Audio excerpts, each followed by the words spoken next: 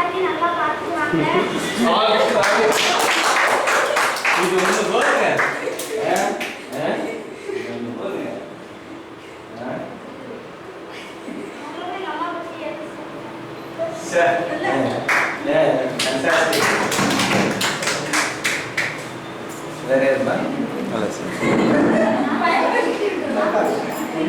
நீங்க மேடம் வரலாம் சீக்கிரம் ஸ்டார்ட்.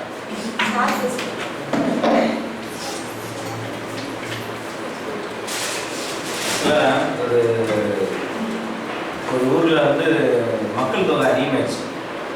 எப்படின்னா 500 பேர் இருக்க வேண்டிய ஊர்ல 5000 பேர் இருக்க வேண்டிய ஊர்ல வந்து 10,000 15,000 20,000 மேல ஆட்கள் அதிகமாயிட்டாங்க. உணவு பற்றாக்குறை ஆயிடுச்சு. அப்ப மன்னர் என்ன சொல்றாரு,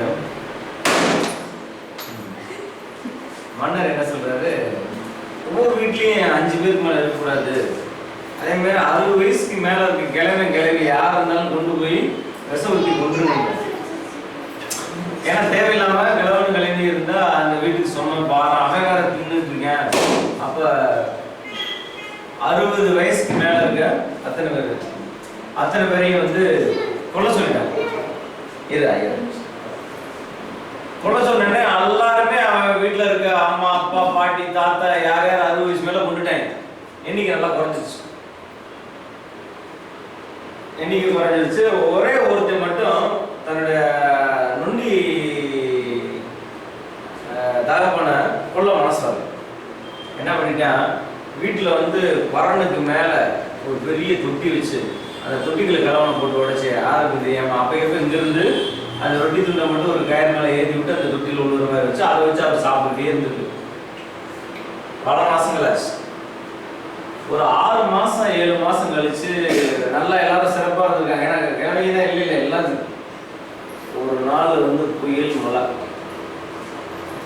அந்த ஊர் எப்படின்னா 4 பக்கம் மலைகளால் சூழப்பட்ட ஊர். தண்ணி வந்து நின்னோட ஊர் பூரா குடிசை வீடு அப்படி நடக்காச்சு. தங்க இடம் தான் ஒண்ணு இல்லை.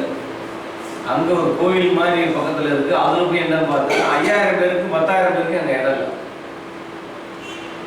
என்னடா பண்றது அப்படின்னு சொல்லி தவிக்கணும்னு அப்பதான் என்ன பண்றான், மீதி இருக்கும் கூட சாக போறாங்க. மன்னன் வந்து அன்னைக்கு தைய வச்சு தலையில கை வச்சு உட்காந்துட்டான். நாளைக்கு காலையிலக்குள்ள மழை நிக்கலனாக்கும் ஊரே அழிஞ்சிட்டு அத்தனை பேர் ஜாகிறாங்க. அப்ப இந்த பையன் தன்னை அப்பா உள்ள நுண்டி அப்பாட்ட போய் இப்படி மழை பெய்யுதுப்பா என்னப்பா செய்யுது, ஏங்குவா கிழக்கு இருக்க மலையில 3வது குன்று மேல ஒரு பிள்ளையார் கோயில் இருக்கு. அந்த பிள்ளையார் கோயிலோட பின்பக்கத்துல நம்ம நடந்து போனாக்கும் அம்மன் சிலை இருக்கு. அங்க வந்து சூடம் பொருத்தி எழுதிட்டு உள்ள ஒரு கல்லை பாத்திரம் திறந்தோன்னா உள்ள ஒரு சுரங்க பாதை இருக்கு. அதுல போனா அடுத்த ஊருக்கு நம்ம போயிடலாம் அப்படின்னு சொன்னா இவன் மன்னர்கிட்ட வந்து தகவலை சொல்லி, இது யாருப்பா சொன்னு இல்லை, எனக்கு வந்து எங்க வாத்தியா சொல்லி கொடுத்தாரு, எனக்கு ஞாபகம் இருக்கு அப்படின்னு சொல்லி ஊரே போய் தப்பிச்சு அங்க போயிடாரு. தப்பிச்சு போகும்போது இவன் மட்டும் ஒரு மூட்டையை தூக்கி போறேன். என்னடா உடைய மூட்டை இருக்குன்னு பிரிச்சு பார்த்தா உள்ள பார்ப்பேன் எல்லாரும் வெட்ட போறாங்க. அப்பதான் மன்னர் காட்டிடுறாரு. இந்த பையன் சொல்றான், இந்த மாதிரி இவர் சொன்னதுனாலதான் நம்ம இத்தனை பேர் பிழைச்சோம். அதனால வந்து ஒவ்வொரு மூத்த குடிமகனும் ஒவ்வொரு அணு வாய்ந்த ஒரு ஆளும் எத்தனை பேர் திறமா இருந்தாலும் ஒரு அணு வாய்ந்த ஆள்கள். இவன் நல்லா இன்ஃபார்ம் பண்ணுவா, இவன் நல்லா வேலை செய்வா, இவன் நல்லா செய்வா. ஆனா அனுபவம், அந்த அனுபவத்துக்காக தான் சொல்றேன். இன்னொரு முக்கியமான ஒரு விஷயம், இவங்களை நான் அப்பாயின் பண்ணவே இல்லை, இவங்க தெரியாம அப்பாயின் ஆயிட்டாங்க. முன்ன எப்படின்னா 2 நர்சிங் சூப்பர்னு அப்ளை பண்ணிருக்காங்க. நான் பார்த்தது வேற, அவங்கள ஓகே பண்ண சொல்லியிருந்தேன். நிஜமா சார் யாருக்கு ஒரு குண்ட வருமா நீங்கன்னு எனக்கு தெரியாது. ஆனா அந்த அம்மா நினைச்சு உங்களை ஓகே பண்ண சொல்லிருக்கேன். ஆனா அந்த அம்மா வந்து எதேச்சே மறுநாள் வரல. இவங்க வந்து ரெடியா வந்துட்டாங்க. நான் சொல்ல முடியாம ஓகே இருக்கட்டும். அப்புறம் இவங்க வேலை பார்த்தப்போ நானே அவங்களுக்கு ஃபோன் பண்ணி நீங்க வர வேணாம், இது உண்மை நடந்தது, மேலுக்கு தெரியும். இருந்தாலும் நான் ஃபர்ஸ்ட் எனக்கு ரொம்ப சந்தோஷமா சரி ரைட் சாய்ஸ் இந்த அம்மா வந்தா சரி பண்ணிடும்ன்றது 2 விஷயம். ஒன்று வந்து தேட்டருக்குள்ள போனோன்னே அன்னைக்கு வந்து ஆர்த்தோ டாக்டர் மனசடிஸ்ட்டும் ஜிஹெச் மாதிரி தேட்டர் லிஸ்ட்டு பேப்பரு கீழே கையெழுத்து புது புது பிள்ளைங்க கலக்கிற சத்துரு அப்படின்னு சொல்லி எங்கள் கமெண்ட் அடிக்கிறாரு. அடுத்ததான் வந்து நம்ம அப்துல் என்ன சார் நல்லா சொல்லிட்டாங்க. நாங்கள் பாஸ் எப்படி ரெண்டாயிரத்துல என்ன சொன்னேன்னா எப்படா படிச்சிருக்க பாஸ் ஆயிருக்கா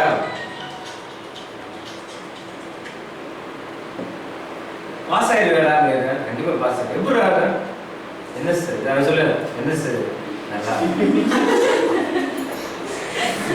எப்படி அப்படின்றியா இப்படி சொல்லு ஆகாது பரவாயில்ல.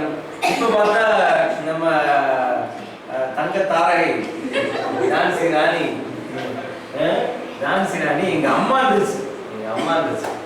நான் வந்து நான் ஒரு நாள் வந்து கேஸ் முடிச்சுட்டு சும்மா தமிழ் இருக்கேன் ஒதுக்கி இங்கே வருவேன். இங்கே பார்த்தா பேச்சதுக்கு என்னடா யாரையும் கூட்டு வந்து கடலை போடுறாங்களான்னு சொல்லிட்டு வந்துட்டேன். பார்த்தா ரெண்டு உட்காந்துருக்கு நோட்டை வச்சுட்டு இந்த அம்மா மாதிரி சொல்லி நான் ஃபேன் இல்லை ஒன்று இப்போயாச்சும் ஃபேன் இருக்கு ஃபேன் இல்லை ஒன்றும் இல்லை. ஸோ எனிவே சார் கூட்டு ஹார்ட் ஒர்க்கரு. எனக்கு வந்து அவங்க என்ன சார் 6 மணிக்கு சார் அங்கே இல்லை சார் அப்படின்றது தவிர வேறு எதுவுமே அவங்க மேலே போடுறது இல்லை. இன்னொன்று வந்து நான் இப்போ தேட்டரில் கூட சொல்லியிருக்கேன் எங்கப்பா அந்த சின்ன பொண்ணு பர்த்டே ஆகலப்பா அப்படின்னு சொல்லிட்டு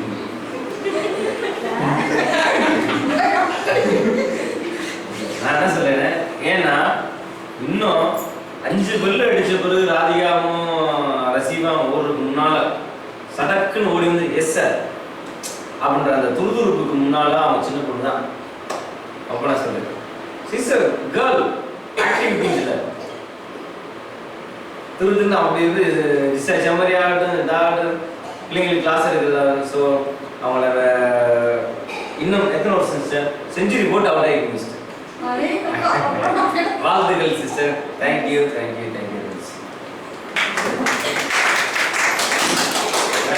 சொல்லுங்க.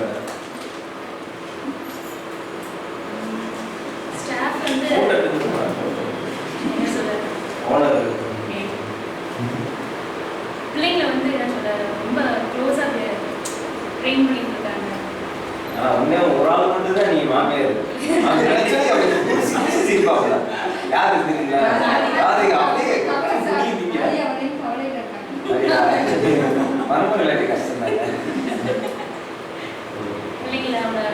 பிள்ளைங்களுக்கு சப்போர்ட்டிவா இருந்துட்டு அவங்க சைடோட ப்ராப்ளம்ஸையும் கேட்டுட்டு ப்ளஸ் அவங்க எப்படி திருத்தணும். இப்போ அவங்க சைடில் இறங்கி போய் அவங்க திருத்துற ஒரே ஸ்டாஃப் அவங்க தான். இல்லாட்டி எல்லாரும் திட்டிகிட்டே இருப்பாங்க. சீரியஸ் ஸ்டூடெண்ட்னா திட்டிகிட்டே தான் இருப்பாங்க. பட் இவங்க அப்படி இல்லை. அவங்க சைடு டிஃபிகல்ட்டிஸ் எக்ஸ்பிளைன் பண்ணி சார்கிட்ட சுற்றி அதில் she is best. Happy birthday.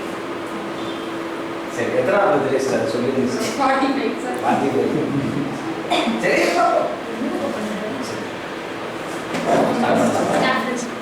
வாங்க சார். இது